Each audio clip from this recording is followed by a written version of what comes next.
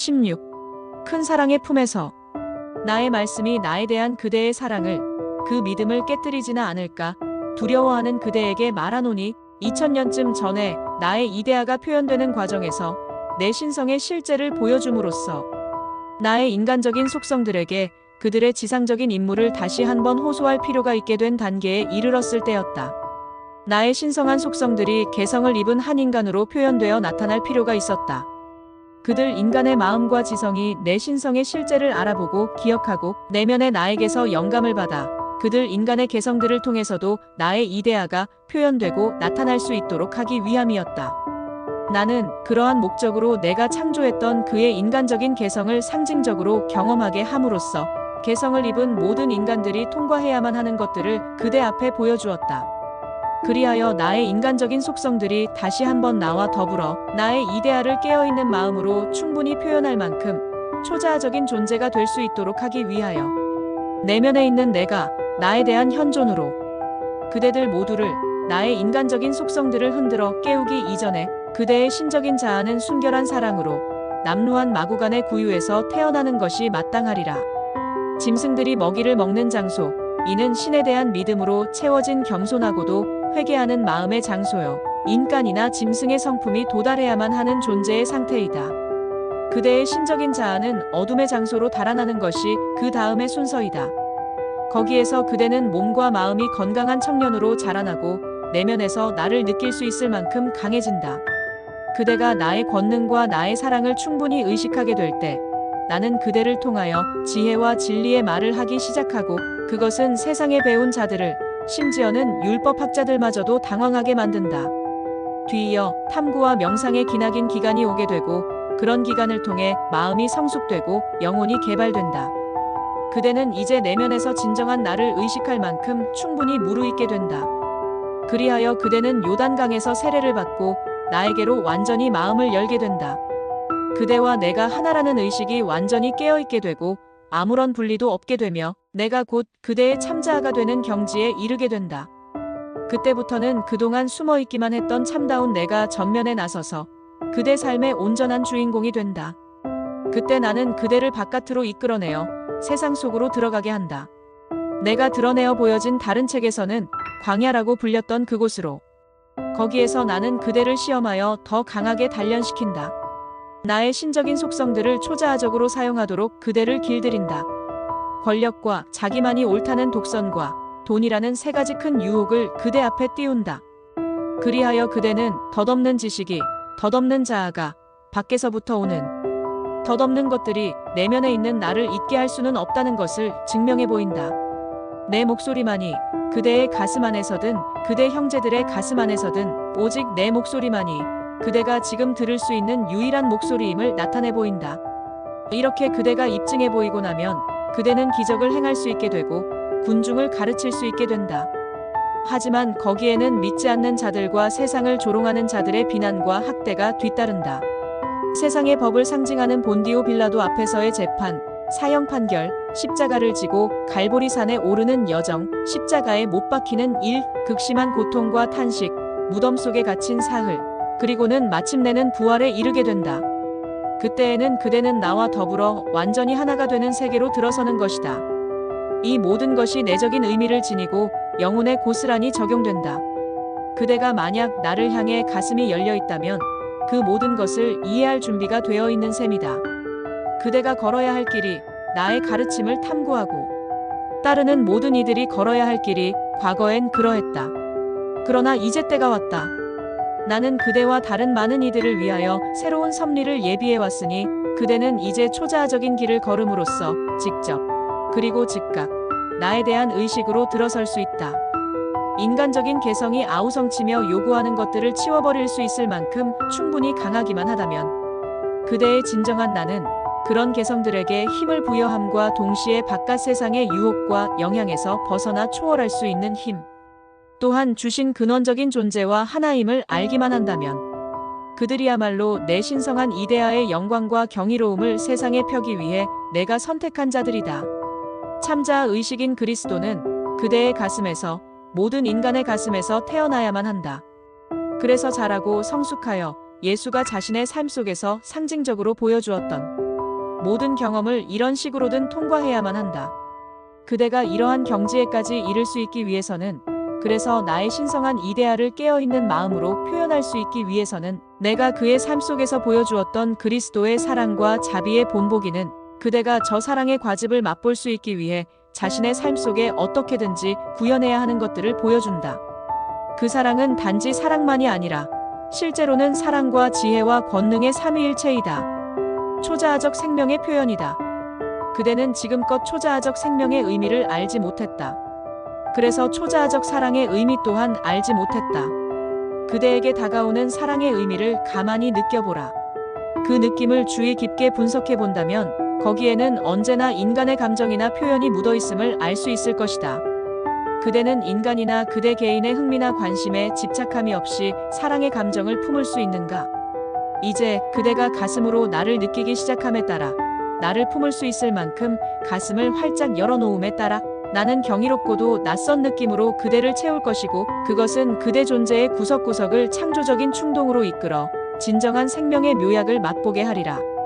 내가 그렇게 그대를 통하여 생명의 묘약을 세상으로 흘려보낼 때 그대는 말로 표현할 수 없는 나의 신성한 초자아적 사랑의 달콤함을 맛보게 되리라.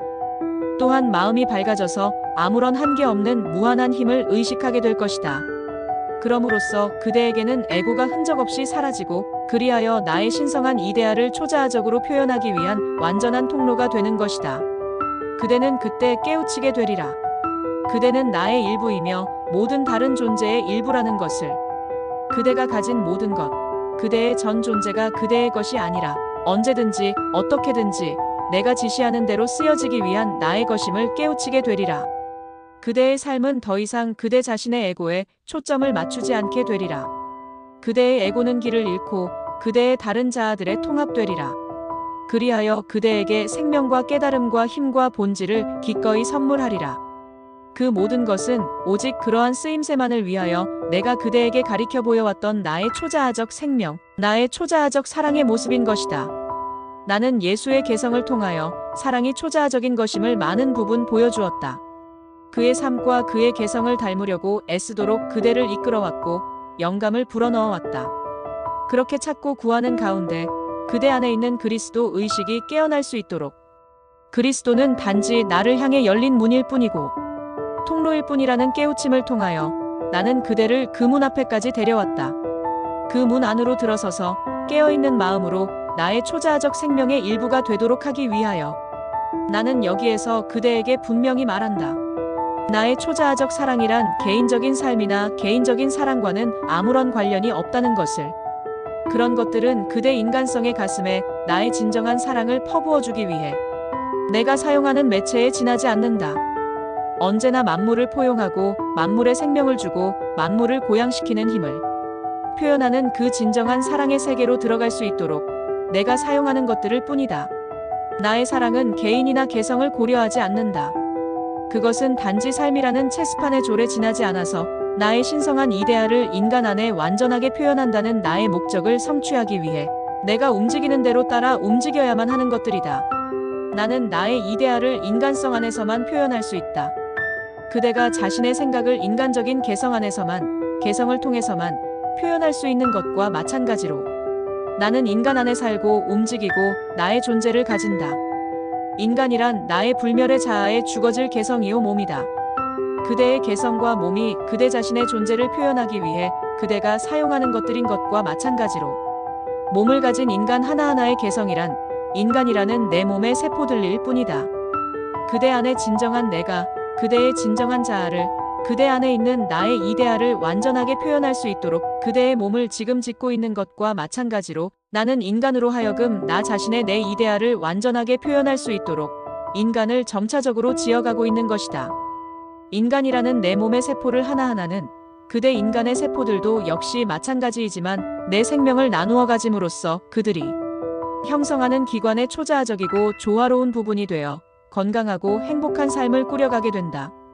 그러나 하나의 세포가 그 기관의 일반적인 법칙에 반대하거나 거스르는 행동을 한다면, 그래서 그 기관의 조화로운 기능이 불가능하게 된다면 결국엔 전체 몸에 영향을 미쳐 질병에 걸리는 결과를 낳게 된다. 한 기관의 세포들 하나하나는 그 기관을 이루는 데 없어서는 안 될 부분이다. 세포 하나하나가 하는 일은 그 기관이 완벽하게 작동하는 데에 기여하고 결국엔 내 몸의 완전한 건강을 위해 꼭 필요한 일이 된다. 세포들 하나하나가 내가 준 속성들인 자신의 모든 힘과 지성을 내 몸 전체의 완전한 기능을 위해 사용하는 일을 포기해버린다면 어떻게 될까? 내 몸은 부조화 상태에 빠질 수밖에 없을 것이고 결국 질병, 고통, 죄, 속박, 가난, 이해의 결핍, 분열, 즉 죽음의 상태에 이르게 될 것이다.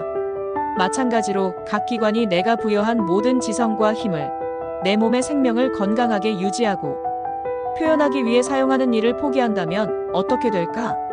조직의 파괴, 분열, 반역, 그리하여 결국엔 전쟁 상태에 돌입할 수밖에 없을 것이다. 기관과 기관 사이에, 기관을 대표하는 세포들 사이에 전쟁이 벌어질 것이고 크든 작든 내 몸 전체의 혼란 상태가 야기될 것이다. 인간이라는 내 몸 안에서 이것은 내 몸의 기관들인 국가 간의 전쟁을 의미한다. 모든 전쟁은 극심한 질병이나 부조화 상태일 뿐이므로 또한 내 생명은 조화의 상태에 있을 때만이 표현할 수 있기 때문에 스스로를 조화롭게 표현할 수 있도록 여러 가지 환경에 대비하고 있고 주어진 조건들을 활용하고 있고 넘치는 것은 덜고 부족한 것은 채우고 있다. 내 생명은 어떻게 그런 일들을 하는가? 병이 든 부분이나 약해진 세포, 부적절한 세포를 그 몸의 기관에서 점차적으로 전멸시켜버림으로써 혹은 질병을 더욱 발전시켜서 극히 해로운 형태로 예를 들면 고열이나 수종, 염증, 폐혈증 혹은 변종으로 만들어버림으로써 그렇게 한다. 어느 특별한 기관이 정화되거나 혹은 그 기능이 완전히 파괴될 때까지 수십억에 달하는 세포들을 그런 식으로 재빨리 처리하는 것이다. 다시 말하자면 각 세포와 각 기관의 삶과 역할은 내 몸 전체가 완전한 조화 속에서 존재하고 표현될 수 있도록 각자의 개인적인 삶을 포기하는 데에 있다. 그것이 그들의 진정한 삶이요, 진정한 역할이다. 각 세포와 각 기관이 이런 생각만으로 스스로를 가득 채울 때, 그래서 나의 초자아적 생명이 흐를 수 있도록 순수하고도 비이기적인 통로 구실을 할 수 있을 때, 내 몸은 조화롭고도 완전한 전체가 된다. 그때 나의 이데아는 자신의 신성한 권능과 가능성을 지상에 펼칠 수 있게 된다. 영원한 천상의 세계에서와 같이 그대가 자신의 에고를 전적으로 포기하여 나에게로 돌아설 때, 그래서 나의 신성하고 초자아적인 사랑을 그대를 통하여 퍼부을 수 있을 때, 나의 진정한 생명인 그 사랑을 완전하게 표현하는 것 외에는 아무런 생각을 하지 않을 때, 나는 그대를 통하여 그대의 주변에 있는 사람들을 흔들어 깨울 수 있게 된다. 그대를 통하여 그들 안에 있는 그리스도를, 나를 깨어나게 할 수 있게 된다. 그리하여 그들 역시 자신들의 에고를 전적으로 포기하고 나에게로 돌아서게 되리라. 그러면 인간이라는 내 몸의 특별한 부분인 그 기관은 완전한 건강과 조화를 구현하여 내 몸 전체의 완전한 건강을 유지하기 위해 주어진 자신의 몫을 다하게 되리라. 그러한 때가 오면 나의 신성한 생명력, 나의 초자아적 사랑은 인류 전체에 구현되고 흘러넘치게 될 것이다. 나의 이데아는 하늘에서와 같이 지상에서도 충만하게 표현되리라. 지상과 지상의 모든 몸들이 더 이상 예전과 같이 물리적인 물질의 세계가 아니게 되리라. 지상의 모든 것들이 완전히 정화되고 깨끗해져서 다시 한번 높이 들어올려지리라. 타락했던 그 지점에서부터 솟구쳐 날아오르게 되리라. 왜냐하면 창조의 목적은 완수될 것이기에. 나의 신성한 이데아를 인간과 만물 안에 완전하게 표현하기 위해서는 그 기관들이 진화되어야 하고 그러한 고유의 창조 목적은 반드시 달성될 것이기에 다시는 물리적인 몸을 입은 인간을 매체로 사용하는 일이 없을 것이므로 나는 오직 마음의 진료만을 갖고 창조하고 표현하게 되리라. 마음의 진료, 이는 초자아적 생명의 세계인 천상에서 필요로 하는 유일한 매체이다.